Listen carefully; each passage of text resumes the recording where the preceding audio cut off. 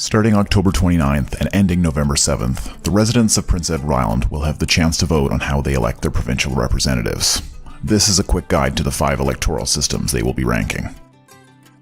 Number 5, first past the post, used in PEI, Canada, and way too many other places.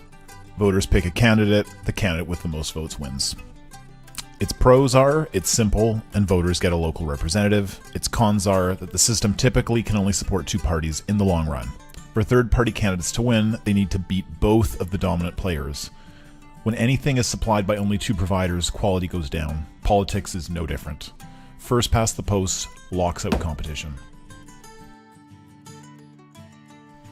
Number 4, preferential voting. Used in Australia. Voters rank candidates in order of preference. Its pros, it's more expressive than first past the post. Allowing voters to rank their preference is better than just putting an X. Its cons, it has most of the downsides of first past the post, plus it's more complicated. Number 3, first past the post plus leaders. It's identical to first past the post, except that it grants a seat to any party leader whose party receives more than 10% of the vote. The pros are smaller parties get thrown a bone. If they can pull off at least 10% of the vote, they'll walk away with something. The cons. It's a very minor improvement over first past the post. The system acknowledges there's a flaw, but doesn't fully fix it. It's like deciding to move when your kitchen catches fire. Number 2, mixed member proportional, abbreviated to MMP. With MMP, only 2/3 of the legislature seats would be filled in the traditional way, with riding elected candidates. The remainder would function as a top-up, would allow the smaller parties to have representation in proportion to their share of the popular vote.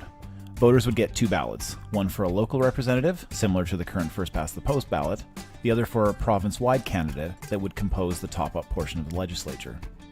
The pros are, it supports a healthy multi-party democracy, and it gives voters more choice. The cons? It does create 2 classes of MLA, those elected at the riding level and those elected from the party list.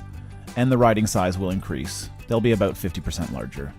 MMP is a really solid system, and would go a long ways towards improving the democracy on Prince Edward Island. Number 1, dual member proportional, abbreviated to DMP. Under DMP, ridings would be twice as large, and voters would elect 2 candidates instead of 1. The first seat would go to the candidate with the most votes, similar to how first past the post works. The second seat would be distributed based on the popular vote. It's similar to MMP in that there are seats set aside to help top up the smaller parties, except the top-up seats are now paired with the traditional seats. And yes, that means the legislature would have 28 seats instead of 27. The pros. It supports a healthy multi-party democracy. Plus, there's only one type of MLA. Everyone is elected from the riding level. The cons? Well, the ridings will be twice as big, but even then, you'll have 2 representatives to choose from. DMP is also a great system and would really help improve the quality of democracy in Prince Edward Island. You don't need to rank all the options. The main thing is to rank the 2 best, dual member proportional and mixed member proportional, as your top 2.